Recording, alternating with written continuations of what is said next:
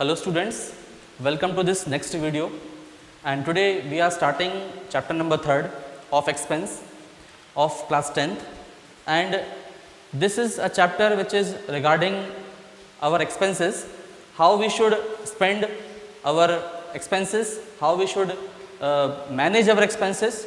So we will start this chapter. Chapter number 3rd of expense. In this chapter, the two things which we need to keep in our mind, that is the money management, and second is how we should spend the money. So these two things, if we will keep in our mind these two things, we will obviously learn this chapter, because regarding these two things only this chapter goes on. And the author of this chapter is Francis Bacon. He was born on 22nd January 1561, and on 9th April he died on 1626. And as far as education 1573 he entered Trinity College, Cambridge. So Francis bacon की अगर हम बात करें, Francis bacon ने इस chapter को लिखा हुआ है ऑफ एक्सपेंस को, और इस चैप्टर को बहुत ही अच्छी तरह से ऑफ एक्सपेंस को उन्होंने समझाया हुआ है कि किस तरह से हमें अपने एक्सपेंसेस को देखना है, और देखने के साथ में हमें समझना है कि हम किस तरह से अपने खर्च को हम मैनेज कर सकते हैं, मैनेज करने के साथ साथ में हम उसको आगे लेकर चल सकते हैं, किस तरह से हम कुछ बचत को कर सकते हैं, और बचत करने के साथ साथ में हम अपने घर का खर्च भी अच्छे से चला सकते हैं। अगर कुछ खर्चे शायद हमारे पास कम हो जाएं, अगर हम अपने खर्चे कम करने में कामयाब हो जाते हैं तो हमारे लिए बहुत आसान होगा कि हम अपने सारे जो फैमिली के साथ में जो नीड्स होती हैं उसको हम पूरी कर सकें। तो हम यहाँ पर इस चैप्टर को स्टार्ट करते हैं। We will start this chapter of expense. And अगर हम इस चैप्टर को देखें, इस चैप्टर की अगर हम बात करें तो ये चैप्टर एक ऐसे के फॉर्म में हमें फ्रांसिस बैकन ने रिप्रेजेंट किया है, और फ्रांसिस बैकन हमें ये बताना चाहते हैं कि किस तरह से हमारे एक्सपेंसेस हमारे ज़िंदगी में आते हैं और एक्सपेंसेस को किस तरह से हमें मैनेज करना है, और अगर हम मैनेज नहीं कर पाते हैं तो भी हमारे पास जो है कौन कौन सी चीज़ें उसमें आती हैं, ये हमें देखने को इस चैप्टर में बहुत अच्छे तरीके से मिलेगा। और यहाँ पे हम स्टार्ट कर रहे हैं चैप्टर को। So we will start this chapter. Riches are spending and spending for honour and good actions. Now as far as riches की जो बात की है यहाँ पर, जो अमीर व्यक्ति होता है उसकी बात की है यहाँ पर ऑथर ने कि किस तरह से वो अपना पैसे को खर्च करता है, और खर्च करने के साथ साथ में वो अपने पैसे को लैविशली खर्च करता है। ये ध्यान में नहीं रखता है कि उसे कितना ज़्यादा जो है उसका जो पैसा खर्च हो रहा है, ये चीज़ें ध्यान नहीं रखता है। और यहाँ पे ये लिखा हुआ है good honour and good actions. Honour की मतलब बात करें कि वो सम्मान पाने के लिए और अपना जो रुतबा बढ़ाने के लिए और जो है वो अपना जो खर्च है उसको बढ़ाते जाता है। सेकेंड लाइन हम देखेंगे, we will see the second line, therefore extraordinary expenses must be limited. अगर हम बात करें, the writer is conveying the second line, the writer is representing the second line that extraordinary expenses must be limited. जो हमारे खर्च होते हैं, जो अलग से हमारे जो खर्च होते हैं वो हमारे पास में जो होते हैं वो लिमिटेड होना चाहिए। जो भी हम खर्च कर रहे होते हैं, whatever the extraordinary expenses are in our home also, in our daily life also, but they should be limited, as writer is conveying in these lines that these expenses must be limited। ये limited होना चाहिए, एक limited form में होना चाहिए, एक स्थायी form में होना चाहिए, कि ताकि हम उसको ज़्यादा उजागर ना कर सकें और शायद हम कुछ बचत कर सकें अपने फैमिली के नीड्स के लिए। By the worth of occasion, for voluntary undoing may be as well as for man's country or kingdom of heaven। शायद ये हो सकता है कि वॉलंटरी जो किंगडम होता है, वॉलंटरी किंगडम मतलब यहाँ पे वॉलंटरी अनडूइंग की बात की है, सॉरी वॉलंटरी अनडूइंग मतलब ऐसे खर्च भी होते हैं जो हम यहाँ पे जिस तरह से खर्च कर देते हैं कि हमें खुद मालूम नहीं होता है। वो खर्चों को भी हमें थोड़ा सा लिमिटेड फॉर्म में लेना है और लिमिटेड फॉर्म में करना है, ताकि जो भी हमारी फैमिली के नीड्स हैं उसको हम पूरी कर सकें। शायद हो सकता है कभी कभी ये भी यहाँ पे लिखा हुआ है फॉर मैंस कंट्री और kingdom of haven. Some people are there in the country, they also spend the money for man's country और kingdom of heaven। man's country मतलब यहाँ पे अपने देश के हित की सेवा के लिए भी वो अपने पैसे को खर्च करते हैं। कुछ ऐसे लोग भी हमारे भारत में मौजूद होते हैं, इस दुनिया में मौजूद होते हैं, जो अपने खर्च को एक अलग फॉर्म में अपने पैसों को अलग फॉर्म में खर्च करना चाहते हैं, ताकि उनका जो है एक सही तरह से वो देश की सेवा कर सकें, या फिर किंगडम ऑफ हेवन, या कि उनकी जो भी नीड्स हैं वो पूरी हो सकें, और उसके साथ साथ में उनका थोड़ा सा ऑनर हो सके, उनका थोड़ा सा सम्मान इस देश में बढ़ सके। Ordinary expenses might be limited by the means state. अब ऑर्डिनरी एक्सपेंसेस की बात करें, ऑर्डिनरी एक्सपेंसेस कुछ ऐसे एक्सपेंसेस होते हैं जो हमें मालूम नहीं होता, हमारे पता है हमारे सामने कुछ ऑर्डिनरी एक्सपेंसेस ऐसे हैं जो हमारे डेली लाइफ में मौजूद होते हैं। जो भी ऑर्डिनरी एक्सपेंसेस हो सकते हैं, शायद हो सकता है कि हमारे घर का खर्च हो, या फिर जो मिल्क के पैसे देना हो, घर के लिए फ्रूट्स एंड वेजिटेबल्स लाना हो, या फिर स्कूल की फ़ीस पे करना हो, तो ये ऑर्डिनरी एक्सपेंसेस हैं। ऑर्डिनरी एक्सपेंसेस जो है हमें अपनी इनकम से जो है इन सब चीज़ों के लिए एक अलग फॉर्म में हमें रखना होता है।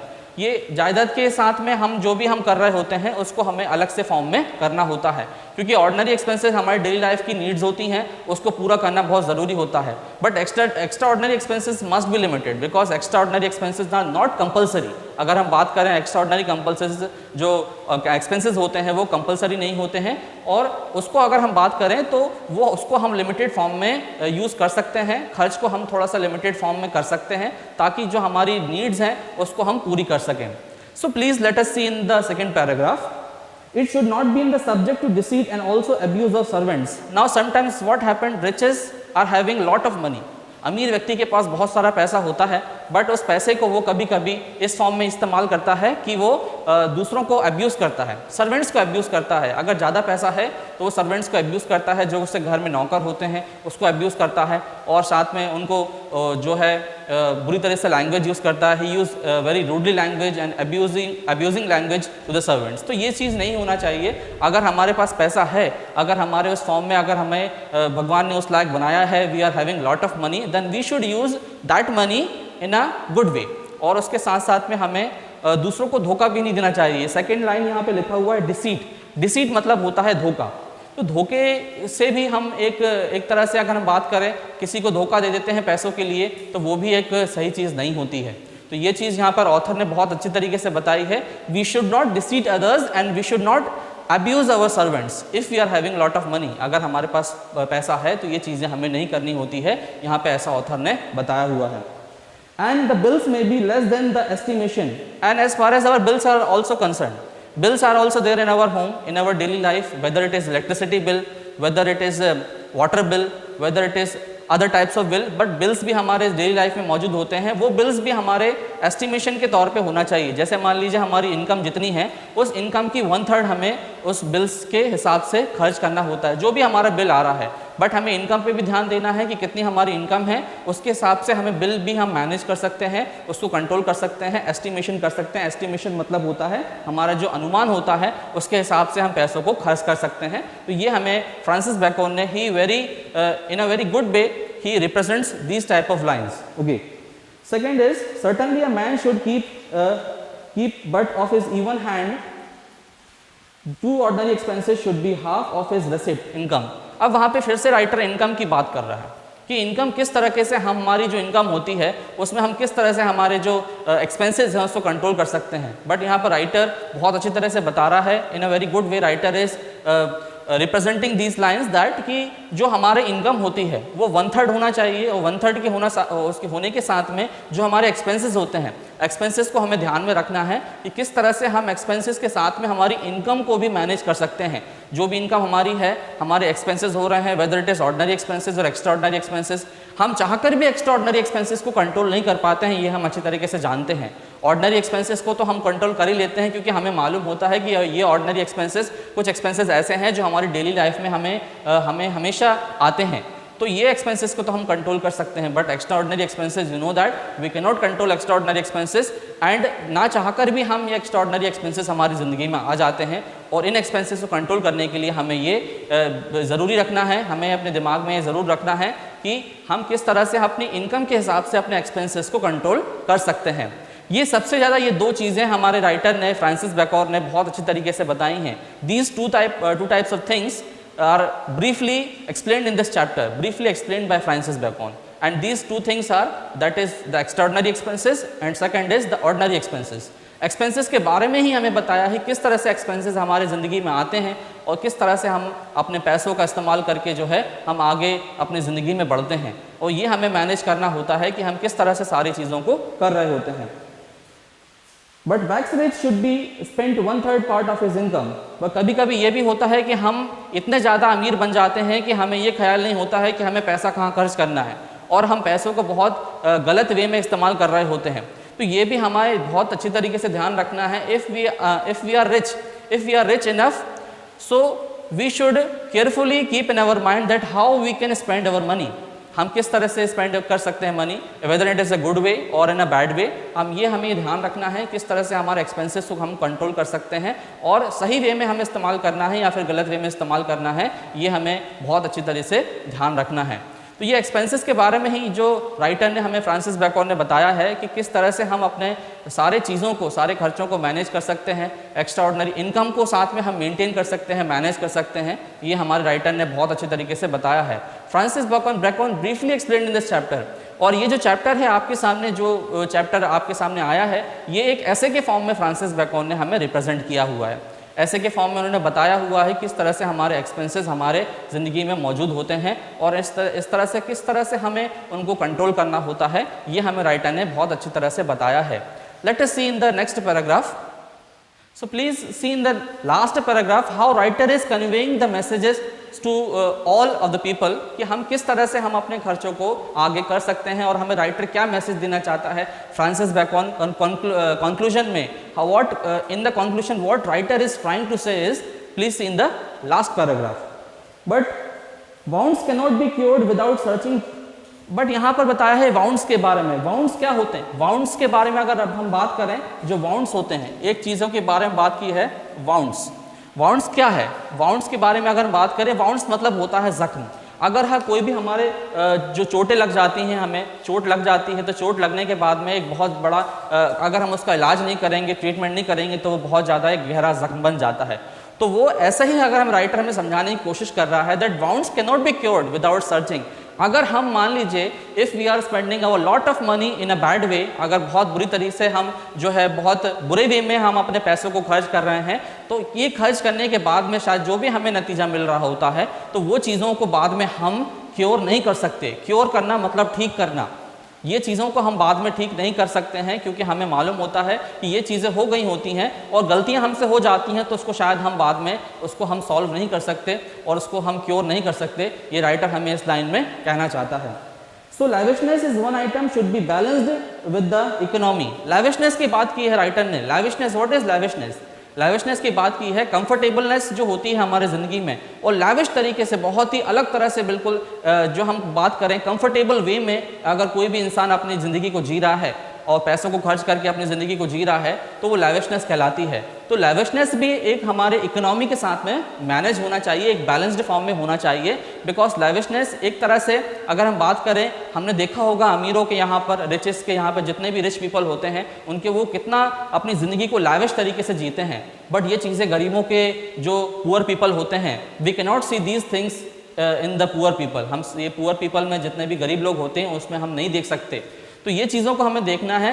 लैविशनेस जो है, लैविशनेस को भी हमें अपने इकोनॉमी के साथ में बैलेंस करना है और जो हमारे पैसे हैं उसके साथ में हमें बैलेंस करना है। ये इतना ज़्यादा हायर एक्सटेंट में नहीं होना चाहिए कि अगर हम ये सारी चीज़ों को कर रहे होते हैं तो हमें एक बहुत बुरी तरीके से हमारे लिए एक फ़र्क पड़ जाए, या फिर हमें लोग हमारे ऊपर उंगली उठाने लगें, या फिर हमें एक बहुत बड़ा एक हमें सवाल हमारे ऊपर उठना लगे। तो ये लैविशनेस की अगर बात की है तो लैविशनेस ये इस तरह से राइटर कह रहे हैं कि नहीं होना चाहिए।